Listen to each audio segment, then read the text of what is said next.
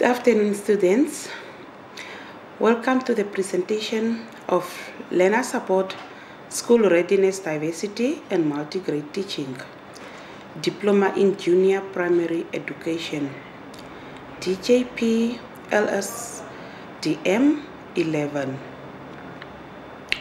Assignment for 2018. This is a presentation of 2018. I am Ms. Matilda Shihepo, the tutor of LSSDM11. I'll invite you to contact me should you have any questions and uncertainties regarding to your subject.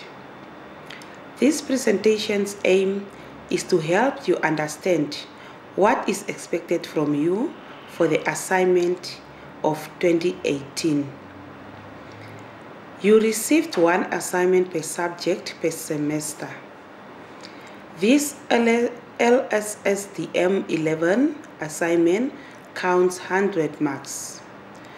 To qualify for the examination, you should obtain at least 50%. The module objectives. Upon completion of this module, you should be able to examine basic features of learning support, analyze the need for and features of particular activities of learning support, examine the theory and activities for developing school readiness pre-primary learners, to be able to discuss the relevant theory and application thereof to address diversity in classroom situation, to explain the theoretical aspects and practical activities of multi-grade teaching. Note that your assignment should consist of the following: the cover page provided by IOL. You should get a cover page from the IOL office where you only need to fill in the particular details that is asked there. Your assignment needs table of contents. It needs the introduction. About the introduction is, what are you going to discuss in the assignment? And then the assignment content. The assignment content is the questions that you have to complete that is asked, the different questions that you have in the different sections. And then the conclusion. The conclusion is, what did you learn about the assignment?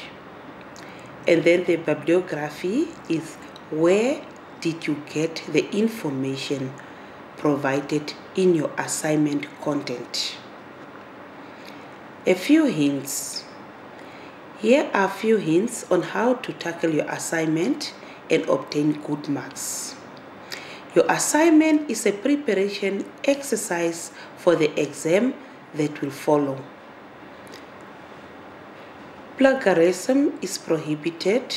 This means that you may not write the text directly from the study guide or any source of information that you will use. Use your own words to complete the question. You may quote from your source when you want to strengthen your viewpoint. If you do this, put the quoted text in inverted commas and mention the source used. However, do not do this regularly. Rather, make the content your own so that the tutor can see that you do understand their work. Also, put it in mind that before you start answering the questions, read through your study guide to make sure that you have a good overview of the content, of the subject content. While reading, note the exact learning outcome of each unit. This will give you good ideas what the unit is all about and will guide you to the answers. So you should take a pen and a notebook and note the main facts in each question. Tackle your time doing this. Take your time doing this. It will be worthwhile in the long run while answering the questions. So when you read through the questions, you have to take time. Take it question by question. So say for instance, if a certain question is out of 20 marks, for instance, out of 20 marks, so you should take at least 40 minutes in order for you to understand the question in depth. Also keep in mind that do not let a friend complete the assignment for you. A friend can help you to get information, but he or she cannot complete the assignment for you. Once your friend completes the assignment for you, it will be difficult for you to pass the exam. The study guide should be your main source of information, but you may use other textbooks to broaden your viewpoints. Mention the sources you use at the end of your assignment. So these sources that you are going to use, that is now your bibliography that I mentioned earlier. Please contact your tutor should you be uncertain or need help.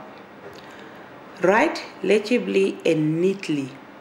Use neatly cut papers to write on. The first impression is very important, and presenting your assignment neatly is the basis for this. Do not just tear paper out of a book and start writing. If you don't have a paper from the IOL office, it's better for you to take a scissor and cut out the paper neatly. Use the following Arial size 12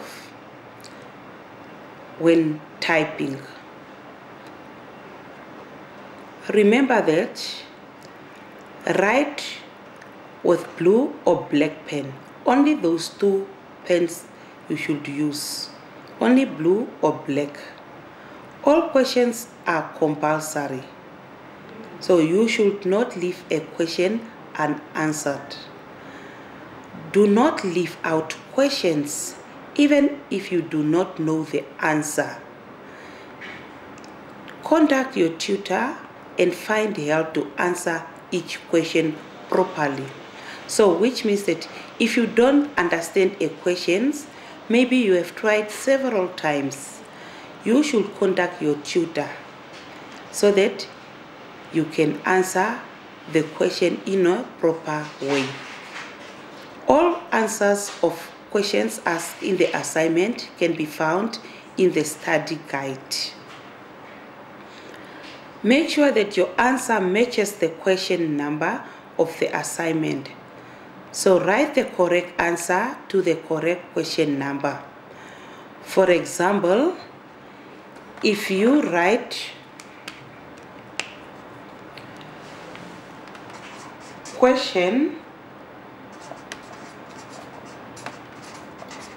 1.1, so it have to match. You have to write out like that. Then it's also easier for me as a tutor to mark your work. Before you staple your papers together, make sure that they are in order. For example, the pages are put according to the numbers. Assignment papers that are not in order will be penalized. Say for instance, when you staple your papers together, obviously you have to number your papers. So the first question is obviously on paper 1. Down there is where you have to write the number of the page. And then when you proceed, going to the next question, maybe it's still question 1, but 1.2. So that one will be on page 2. So which means that you cannot put the third paper as number 2 and the second paper as number 1.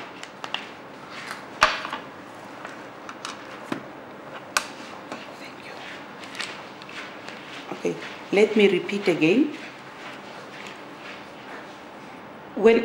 When you put your papers together, they should be in order. So number your pages down. So number 1 up to 10, say for instance. So when you write your assignment, you will number your questions. So after that, when you staple them together, the numbers it must be in sequence. So if, say for instance, number 2 is at the back, I'm not going to mark it. Please make sure that it is in the correct order. Make use of the papers provided by IOL for the purpose of answering your assignment. The IOL papers, it's making the question to look neat and presentable. Carefully read what is expected of you. Read the questions thoroughly, even more than once, for better understanding. At the beginning of your study guide, a list of keywords are given and explained. These words can be found under the heading Verbs, Thinking Processes. Here, you will find words like explain, define, describe, compare, and identify. These words are used to explain what is expected from you to answer the questions in a proper way. Read through the list and understand what is expected from you. For example, when you ask to describe, it means that you must provide detailed features. When you ask to explain, it means that you should provide a recent projection. Only do what is asked from you. Do not give lengthy descriptions if it's not asked from you. So, which means that if you are asked, say for instance, explain the meaning of learner support, 5 points. Do not write 2 pages or 3 pages because you are just writing it directly from the book. Write with your understanding and write only the facts. Only do what is asked from you. Do not give a lengthy description if it's not asked from you. Now that you know the broader details, let us look at the assignment itself. Firstly, before you start with your assignment, get a good broad overview of the subject content. So you should understand the subject itself in depth. Start with each question separate. Say for instance, if you have to do question 1, make your timetable that, okay, for the learner support, I'm going to take a week. So, and then you go question by question. That will even make your work easier and your questions easier as you are going to prepare yourself for the examination. We start with each separate question. This assignment consists of 5 questions. Each question represents the 5 units. So question 1 represents unit 1. Question 2 represents unit 2, and so forth. So which means that all the questions from question 1 is from unit 1, and all the questions from question 2 is from unit 2. Look at the marks allocated to each question. Your answer should be in line with this. For example, if the question counts out of 5 marks, you should only write down 5 facts. If you write down, say, 10 facts, only the first 5 will be marked, even though they may not be correct. The last 5 facts will be ignored and not marked, even though they are correct. So which means that you are going to lose your marks there. Underneath are the verbs used in the assignment. Read and understand what is expected from you with each question. Verbs, thinking processes. In this assignment, the following words are used: define, explain, describe, clarify, motivate, and list. List and name is just the same thing. Most common mistakes made in previous assignments are: students did not use their study guides as main source of information. They did not use their own word but copied directly from the study guide. This resulted in obtaining poor marks as they did not portray their own understanding of the subject. If you answer the question, please try to write in your own understanding. Too lengthy descriptions. Stick to the point when answering the questions. Students did not read the question thoroughly and correctly and did not know what exactly was expected from them. So they did not understand the question. Let us look at each question now. Question 1. All the questions come from Unit 1. This unit is about the basic features of learning support. Study the table of content carefully to find answers to the specific questions. When asked to tabulate, use a table format to distinguish the differences between the two aspects. For example, to tabulate is, you have to do this. Maybe if I ask you that the left brain learner dominant and right brain learner dominant, if you are asked to tabulate, this is the way you must write, and then you just write the differences according to the question asked. When you have to list or name, your answers will be short and to the point.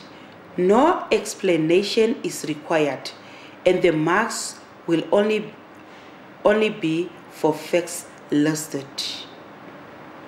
Remember to answer in your own words. This is very important. Question 2. All the answers can be found in Unit 2. This unit is about the need for and features of particular activities of learning. You will have to clarify your understanding of a concept. This means that you have to do a little thinking of the content. If asked to define, read with understanding and answer in your own words. Question 3, it is a case study. You'll be given a case study whereby you have to read it with understanding and answer it in an essay format. You should refer to all the skills areas if possible and give relevant examples. Before you begin, spend a few minutes brainstorming. Write down ideas in the form of a mind map to organize your thoughts. Your essay should be 300 up to 350 words in length.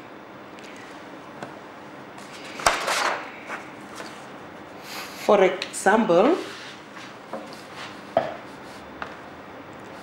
you are given an essay to read. When you read, you have to underline the key points and read your question over and over for better understanding. And then after that, you have to make a mind map. Mind map is you have to make a circle, and then this is about, okay, say for instance, the question is about readiness. Okay, now you yourself, you have to think now, okay, what is school readiness? And then you say school readiness is, I have to make a learner ready. Now, who are you? A teacher. So teacher is also involved in that. So it is the learner. The learner is the one that's supposed to, that needs this readiness, and the teacher is the one that have to teach the kid the different readiness skills. And who else? It's the parent, because learning is about a triangle: the learner, the teacher, and the parent. So from there, what is the role of the parent? You make some list, and also the teacher and the learner herself. Even though she's the learner, she's having some roles to play in the classroom situation. Not only in the classroom situation, but also at the home, because readiness is not only at school, in the school situation, but also everywhere outside the environment is where a child or a learner needs to learn. The essay should include the following: an introduction. So when you start with your essay, you have to introduce the topic, which give an outline of what will be discussed. So the introduction is, when I'm going to read, when I'm marking your assignment and I'm reading your introduction, so I must have at least the overview of what is in your body. And then it must consist of a body. So the body covers the main points of the whole topic in detail. So where is the topics? The topics is in the reading phase that you were given. So it's where you have to take the topic from. And then a conclusion, it means that this encloses the lessons learned, or concluding understanding of the topic. So after now, first is your introduction. What are you going to discuss?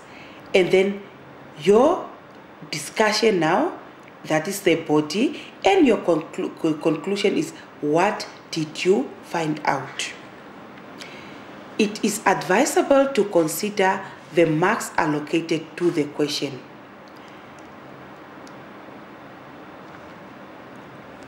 Then we go over to question 4. This unit is about the relevant theory and its application in order to address diversity in classroom.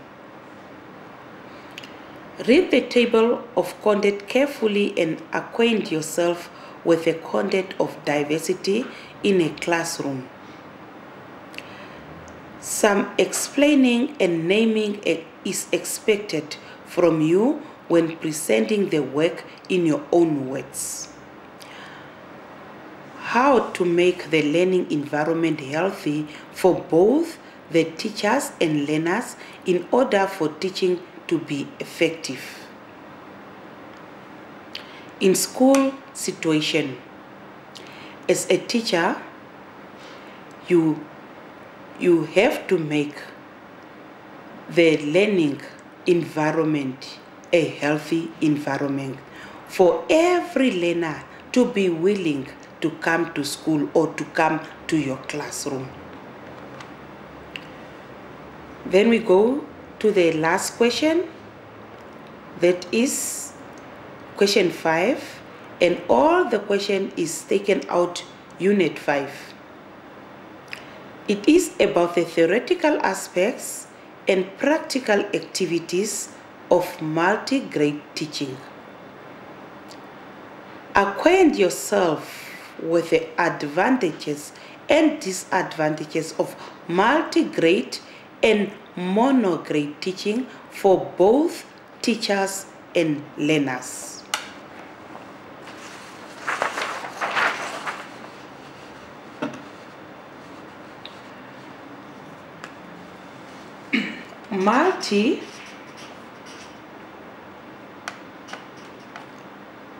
Multi-grade is more than one class. So, which means that is grades are combined. So it can be grade 1 and 2 together. And it's only having one teacher. And mono, it's only one grade. For example, grade 1 only, that is only having one teacher, or grade 2 or grade 3, and it's only one teacher responsible for the certain grade. So I just make this explanation because most of the students, they don't really understand this multi-grade and mono-grade teaching. And multi-grade teaching, why is the classes, the grades combined? It is combined because of the numbers of learners is not making up a class. So now they combine it. And this is mostly at rural areas. And in urban areas, in cities, so the learners are more enough. That's why mostly they are even overcrowding. So it's only one teacher is only dealing with a certain grade or a certain subject. In conclusion, you now ought to know what is expected from you. Do the assignment with the necessary dedication.